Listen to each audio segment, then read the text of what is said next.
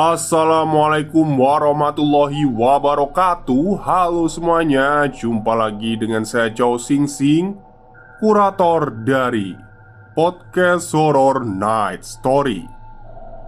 Halo, apa kabar semuanya? Semoga kalian semua sehat-sehat ya. Tadi siang udah cerita dan malam hari ini saya temani lagi kalian ya. Dan pada malam hari ini saya akan membawakan treat horor dari Mas Freddy Shapir yang menceritakan tentang teror yang ada di laut. Jadi di cerita ini ada seorang pemuda yang ikut melaut bersama kawannya. Dan ternyata waktu melaut itu ada teror mistis yang menghampirinya. Oke, daripada kita berlama-lama, mari kita simak ceritanya. 2003. Hari itu aku memiliki kesempatan untuk berkunjung ke rumah salah satu kawan lama. Rumahnya berada tak jauh dari tepi pantai. Kawanku ini Jupri namanya. Kebetulan selepas SD dia memilih mengikuti jejak bapaknya yang bekerja sebagai nelayan tradisional. Kebetulan sekali, saat aku berkunjung ke rumahnya Jupri, dia sedang merancang jadwal melaut yang rencananya akan dimulai sore hari. Aku yang belum pernah sekalipun ikut aktivitas melaut merasa perlu menjajal tantangan. Setelah menyesap segelas kopi dan menendaskan sepiring tahu goreng, Jupri dan bapaknya kemudian mengajakku segera ke pesisir. Jupri membungkus 3 porsi nasi dengan lauk telur ikan, sambal kecap yang sudah dibungkus, dan dadar jagung. Tidak lupa 2 botol besar air putih bermerek yang isinya sudah diganti dengan air matang ikut dibawa. Kita bertiga kemudian berlari menuju pesisir. "Beneran? Sudah siap ikut cari ikan?" tanya Jupri sambil menenteng kresek. "Sudahlah Jup, tenang aja. Tidak mungkin ngerepotin aku," sahutku sambil menepuk pundak Jupri. Sebenarnya Jupri sudah menawariku untuk tidur saja di rumahnya karena mereka melaut tidak lama. Paling lambat subuh mereka sudah merapat lagi ke pantai. Tapi aku tidak mau kehilangan pengalaman dan memilih untuk tetap bisa ikut. Di pantai, 2 orang lainnya sudah terlihat menunggu. Namanya Pak Soleh dan Sarawi. Keduanya ini memang grup yang biasa diajak Jupri dan bapaknya untuk melaut. Tak butuh waktu lama, keempat orang itu tanpa aku langsung mendorong satu perahu dari pinggiran. Tak sampai 5 menit, aku mengikuti jejak keempat orang itu dan berlompatan ke atas perahu. Sore itu langit tampak cerah dengan dorongan mesin. Sesaat perahu sudah melesat mendekati tengah lautan. Tampak ada 1-2 kapal serupa yang juga ikut melaut sore itu. Sesampainya di tengah, Jupri langsung membuka layar. Untuk mengirit BBM, kapal dengan 2 kitiran yang kita naiki ini didorong dengan tenaga angin. Di atas kapal, orang-orang mulai menyiapkan peralatan untuk menangkap ikan. Jupri dan bapaknya nampak dengan teliti memisahkan jaring yang tergulung di geladak. Aku yang baru merasakan naik kapal sampai tengah memilih menyingkir agar tidak mengganggu orang-orang yang bekerja itu. Kunyalakan rokok yang kubawa dari tadi di sakuku sambil menikmati angin laut yang menampar halus di pipiku. Kulihat ke belakang. Jupri sudah mulai menebar jala, dibantu 3 orang lainnya. Setelah habis sebatang rokok, aku ikut membantu Jupri mengurusi jala ikan. Tapi sayang, sore itu sepertinya kita kurang beruntung. 4 kali menebar jala, hanya 2 ember ikan tenggiri dan bercampur dengan ikan teri yang didapat. Waduh, iki kudu pindah leh ke timur lagi, kata Bapak Jupri ke Pak Soleh. Akhirnya kapal perlahan bergeser lebih ke timur. Wilayah ini katanya lebih banyak ikannya. Jupri menghidupkan mesin untuk mendorong kapal lebih cepat. Perairan timur ini nampak lebih tenang, tak terlalu jauh dari pulau yang menjadi bagian dari Taman Nasional. Pak Soleh dibantu Jupri kemudian kembali menebar jala. Tak sampai sejam, ternyata memang banyak ikan yang menyangkut di jaring. 4 kali lebih banyak dari yang kami dapat di tengah lautan tadi. Sebelum hari semakin gelap, Jupri membuka bekal kami tadi siang. Bapak-bapak yang lain juga membawa bekal yang sama. Aku yang pertama menikmati pengalaman ini menjadi orang yang paling lahap makan, karena nasi yang dibungkus kertas minyak sudah dilapisi daun pisang.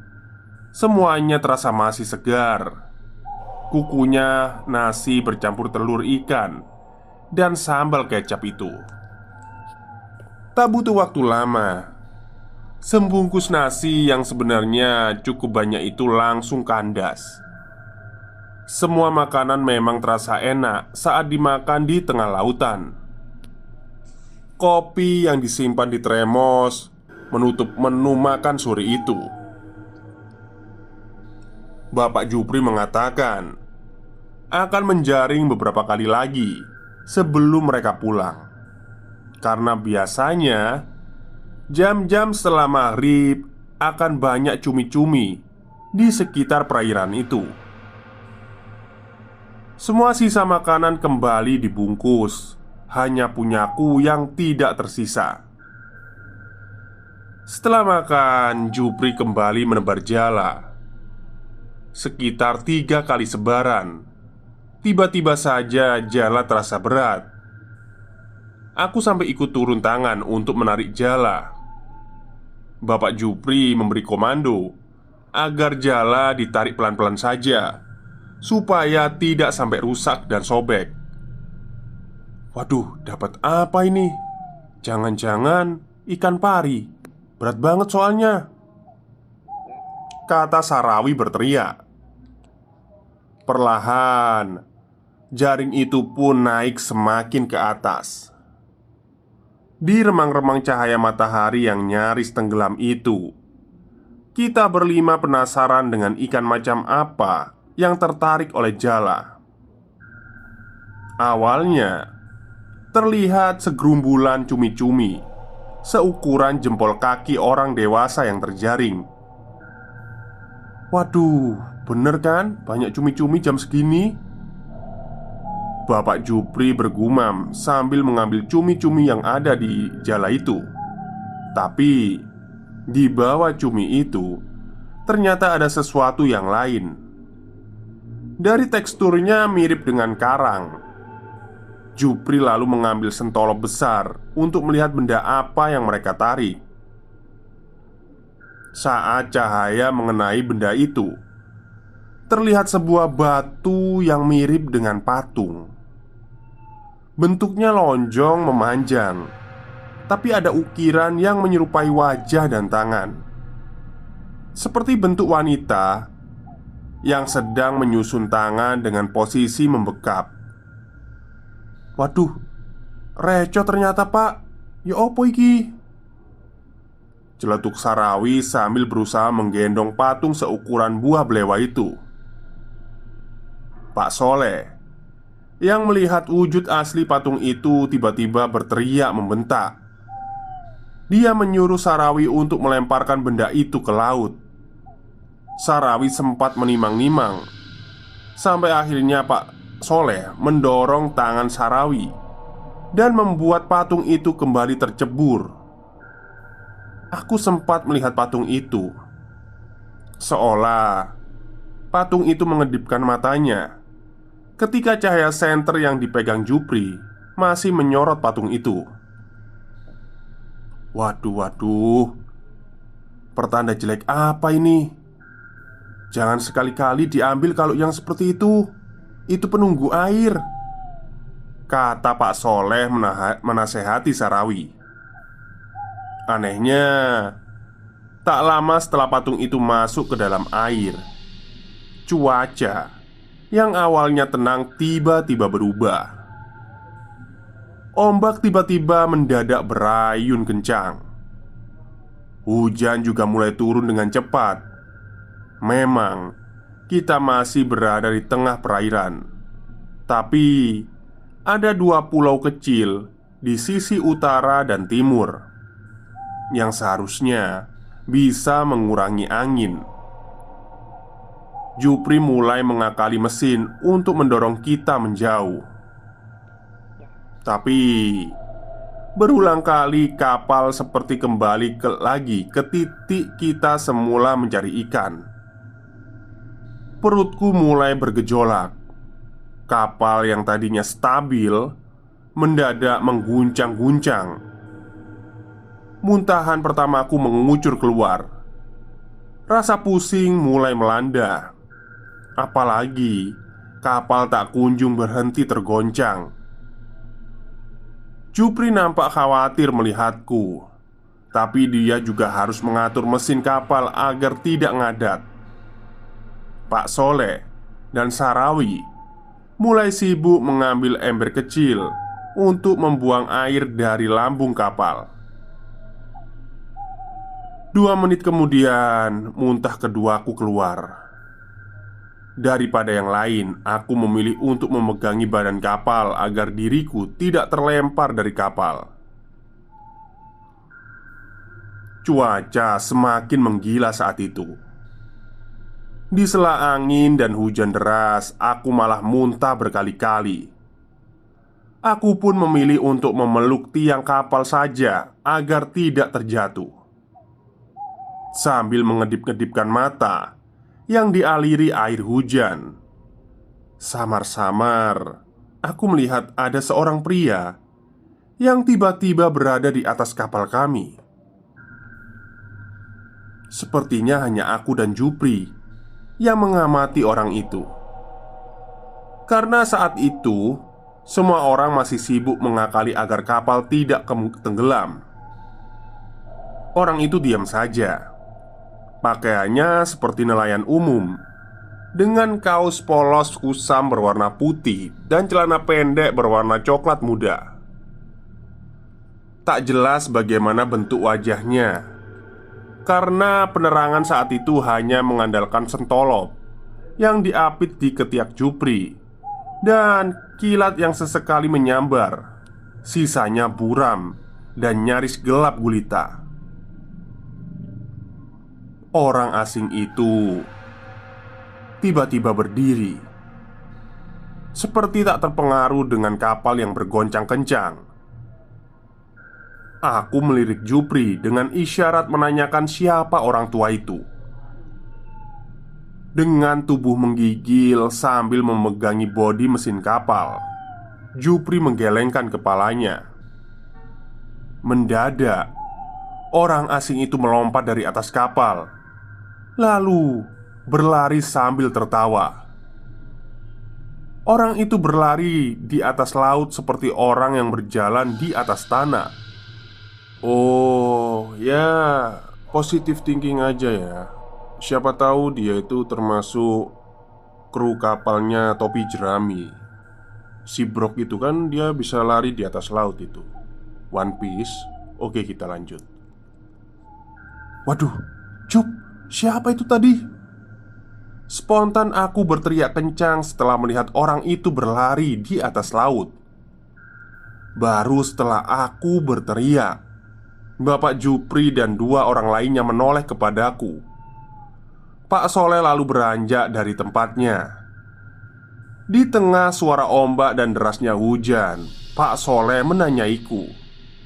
Aku menjawab dengan suara menjerit-jerit, antara melampiaskan takut dan berbicara. Pak Soleh kemudian diam sejenak sambil memegangi tiang kapal yang kupeluk. Setelah memejamkan mata, Pak Soleh lalu beranjak dari tempatnya. Dia mendekati ember ikan yang ada di dekat Jupri. Hujan lebat dan ombak masih terus menggoyang kapal kami. Tangan Pak Soleh mengaduk-aduk empat ember besar. Sebagian cumi-cumi dan ikan tenggiri berjatuhan. Di ember keempat, Pak Soleh nampak mengangkat sesuatu. Dengan cepat benda itu dilemparkan ke laut. Tak jelas benda apa itu. Aku masih sempat muntah lagi setelah Pak Soleh membuang benda itu. Tubuhku terasa semakin lemas. Sarawi yang nampak kasihan melihatku lalu mengambil botol air minum dan memberikannya kepada aku. Lidahku sudah terasa pahit sekali karena berulang kali muntah. Beberapa menit kemudian, cuaca mendadak berubah drastis. Hujan deras badai itu hilang. Begitu juga ombak kencang yang berangsur memelan. Sinar rembulan tipis yang tadi tak nampak mulai sedikit memberi penerangan. Patungnya ada yang terbawa satu tadi, makanya penunggunya marah, kata Pak Soleh sambil duduk di sampingku. Aku yang benar-benar sudah mabuk laut hanya bisa diam saja. Di satu sisi muncul ketakutan, tapi di sisi lain badanku benar-benar tidak enak. Aku masih memikirkan apa yang barusan terjadi. Jupri yang khawatir dengan wajahku yang katanya pucat, kemudian memijat-mijat tengkukku. "Mariki balik yut. Wes, gak bakal ono opo-opo kok. Tenang ae." Jupri berbicara di sampingku. Mesin kapal dinyalakan lagi. Perlahan kapal mulai berjalan menuju arah kita datang lagi. Pak Soleh, kulihat sempat melemparkan sesuatu. Sekilas seperti sebuah bungkusan yang berisi bunga dan tanah. Baru sekitar 2 menit berjalan, aku yang meringkuk di dekat mesin menangkap sebuah cahaya hijau di tengah laut. Jaraknya kira-kira 50 meter dari kapal. Alur kapal memang tak searah dengan cahaya itu, tapi aku bisa melihat cahaya itu seolah semakin mendekati kapal kami. Ketika jaraknya tersisa sekitar 15 meter, aku kembali harus melihat pemandangan yang selama ini tak pernah aku bayangkan. Ada seorang wanita yang duduk di atas cahaya itu. Seolah-olah dia duduk di atas sebuah lantai. Wajahnya manis, khas wajah perempuan Jawa. Dari cahaya hijau, aku melihat rambut panjangnya yang terurai. Hidungnya mancung dan senyum yang membuatku seperti terhipnotis. Wanita cantik itu menyisir rambutnya dengan jemari. Matanya yang lebar dan indah terus menatapku. Aku terpana. Mataku sama sekali tak bergeser dari wanita itu. Sampai kemudian Pak Soleh menempeleng pipiku. Seketika aku seperti tersadar sambil melotot ke arah mata Pak Soleh. "Jangan dilihat, sudah diam aja. Kamu gak mau pulang?" bentak Pak Soleh. Aku langsung menggelengkan kepalaku. Sambil mengusap wajah, aku coba kembali melirik ke tempat wanita tadi berada. Cahaya hijaunya perlahan meredup. Aku hanya bisa melihat ada sebuah ekor panjang, mirip ekor ular, tapi dengan sisik ikan yang masuk ke dalam air. Wih, jangan-jangan Nyi Blorong ya? Oke, lanjut. Seakan aku percaya, aku mengucek mataku lagi dan semuanya ternyata sudah hilang. Setelah itu tak ada pembicaraan lagi di atas kapal. Sampai akhirnya sekitar pukul 2 malam kapal kami mulai sampai di pantai tempat tinggal Jupri. Sebelum turun, Pak Soleh menyuruhku meminum air laut yang sudah diwadahinya ke dalam gelas kopi. Ya, meskipun aku tak tahu apa gunanya, ya aku menurut saja. Kata Pak Soleh sih, untuk mengurangi efek mabuk. Jaga-jaga supaya kamu tidak diikuti, Dek. Maaf, tadi Bapak tampar. Soalnya kamu sudah mau nyemplung ke laut, kata Pak Soleh sambil memanggul ember ikan. Setelah hari itu, aku tak berani lagi ikut melaut bersama Jupri.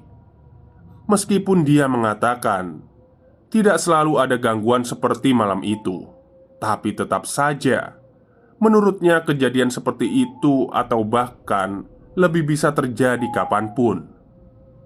Selesai. Oke, itulah cerita panjang dari Mas Freddy Shapir, treat horornya yang menceritakan tentang teror yang ada di laut. Ya, sebenarnya baik di darat maupun di lautan itu banyak sekali ya lelembut. Apalagi saya pernah mendengar sebuah kalimat ya, jin itu hidupnya di laut. Jadi mungkin kebanyakan ya mereka di laut daripada di darat gitu. Oke, mungkin itu saja cerita untuk malam hari ini. Kurang lebihnya saya mohon maaf. Wassalamualaikum warahmatullahi wabarakatuh.